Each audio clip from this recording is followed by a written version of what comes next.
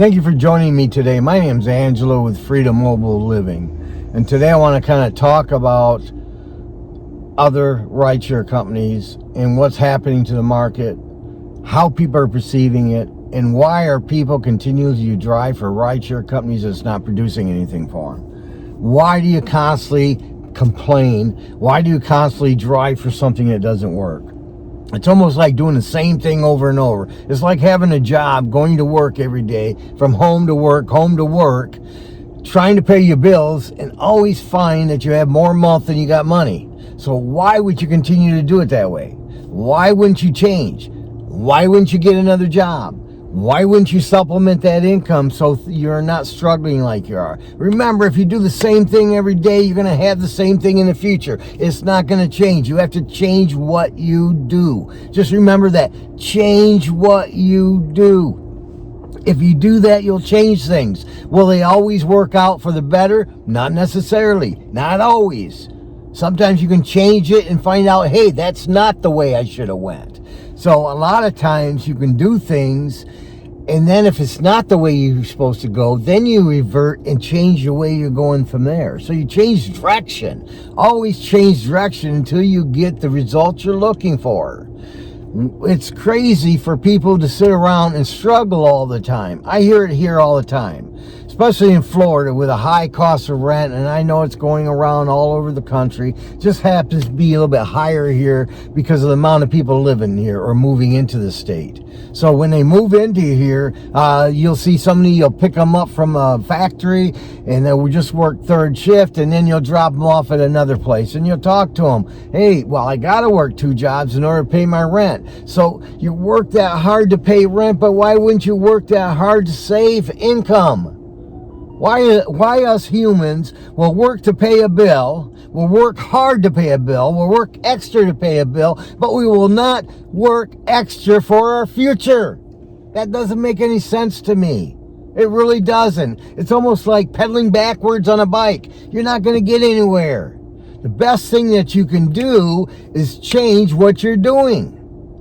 Sometimes, now you can't do it real quick. You can't try one thing and it's not working right, and so you drop it. No, you have to manage everything you do. If you manage it and know that you managed it properly, always looking for that needle in the haystack, always looking for that diamond in the rough, always looking for that next thing, always finding opportunity. That's what life's about. If I can constantly look. One time I was working and stuff, and I got home. I had a new job. I'm working the job. It's making a little bit more money than my previous job. And then my wife looks at me, and she sees me, gets on the computer, and she sees me look for jobs and opportunities. She says to me, she goes, "Didn't you just get a job? What are you looking for a job for?" I said, "I'm not looking for a job. I'm looking for an opportunity." If I don't constantly look, I won't know. So if I'm not looking, I can miss opportunities. If I'm not receptive and open to things in front of me or things that have an opportunity for me, I'm going to miss the boat. It'll go right by and I'll miss it, and I'll be upset, and I'll say, "Oh, nothing comes my way." Well, you don't create things to come your way. I used to tell all my kids, put things on the wall. Another way, do a bunch of things in life and stick it on the wall. Right? Now that's a metaphor, but really do a bunch of things, and then God will use the things to do what He wants to do for your life. But if you don't do things, if you don't take that action, God can't do nothing. What can He do? A lot of us will sit here and we'll pray, "Oh God, make a better life for me. God, let me get more income. God, let me get a better income. Let me get a better job." Now those things are good to ask for, but how can you do it if you don't first put that foot out there to at least give God something to work with? That's what it's all about, is for you to step your foot out, do opportunities, throw a bunch of stuff out so you have a bunch of things. It's almost like when I was in business. A man told me, have 10 things that generate leads. Not just 1, not just 2, but 10. And eventually you'll get leads through all the 10 that will be plentiful. You'll get more leads than you'll ever know because you have 10 things there. Same thing with your life.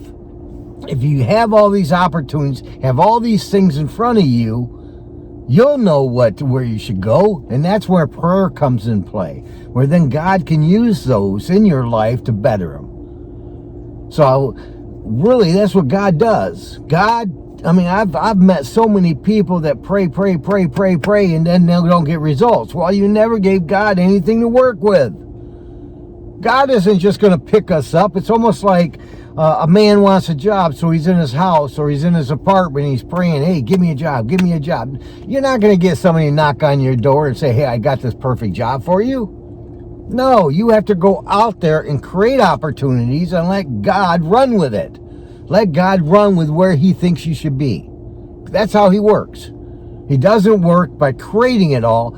We have to at least put our foot out. We take that step, and then enables God to have all the things to work with, and that way he has things in order to better our lives. That's where we miss a picture. If we think God's going to pick us up and move us somewhere, it doesn't work that way. Right? God is a God of help. And he only helps for those that help themselves. If you're lazy and you don't do it and you're expecting other people to do it, it'll never happen. Your life will never change. It'll be the same way it was today. It'll be a next year and a year after that. If you change what you do today, you're going to change what happens tomorrow. If you change what's tomorrow, you're going to have the next day. If you change what you do this month, next month. You have to look at your life and look at this. Is my life better today than it was yesterday? Is it better today than it was last month or last year? It better be. Otherwise, what are you doing? Are you trying to wish for it? Wishful thinking doesn't help anybody. It's probably the worst thing that you could possibly do. We're all victims of it. I am too. The hardest thing I have is to get myself out of the wishful thinking. Because wishful thinking doesn't do anything for anybody.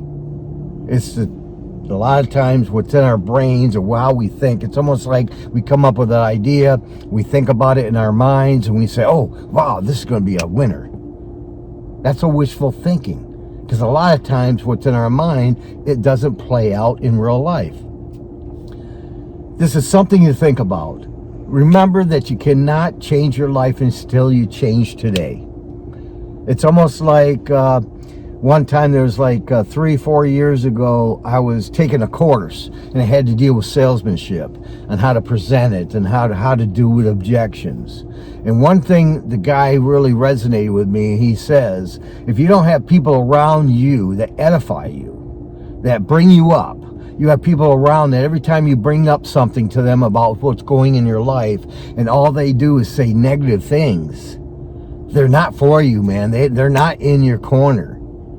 They're not looking for great things to happen to you. Most people, the trouble with most people is we have people around us that really are jealous or envious of anything that comes into our life that has to be good. Just remember that. If you have people that are not edifying, you have to change who you hang out with. You're influenced by the people you hang out with. You have to change it. Sometimes that's family. Sometimes that's friends that's been a lifetime. But you have to make the change, otherwise you'll never change your life. Things happen. Now, why are people like that? Probably because they don't like to see people get better. They don't like people if they want to keep you down like they are. They want you to be negative just like they are negative. So if you have people around you, like I said, whether they're family, they're lifelong friends, or whatever, and they're negative, and they bring negativity to you in your life, get rid of them. Start changing people with positive people, with people that give you influence, people that edify you, people that bring you up, people that want good things for you. Why hang out with somebody or have somebody in your life that all they want is negative? And that's really what people are. A lot of people are like that. 3 or 4 years ago when I learned that lesson, I started changing. Now, I thought it was going to change within a month. It's taken years. I'm still doing it. So it's a process that you go through your whole life with. You start out doing it by changing you. It's almost like if things are bad in your life, right? We always blame other things around us. We either bring people we're with, we bring the economy, we either, whatever we do. If things aren't good in your life, change yourself. You can't have control over anybody else, but you have control over yourself. Change what you do. Change yourself. And when you change yourself, you will change the exterior part of your life. It just happens. 4 years ago, the people that were around me that I thought were edifying me and they aren't with me no longer, right? I don't have the negativity. I don't have them around because they weren't bringing me up. They were bringing me down. And I refused to have people do that to me. I refused to have that happen in my life.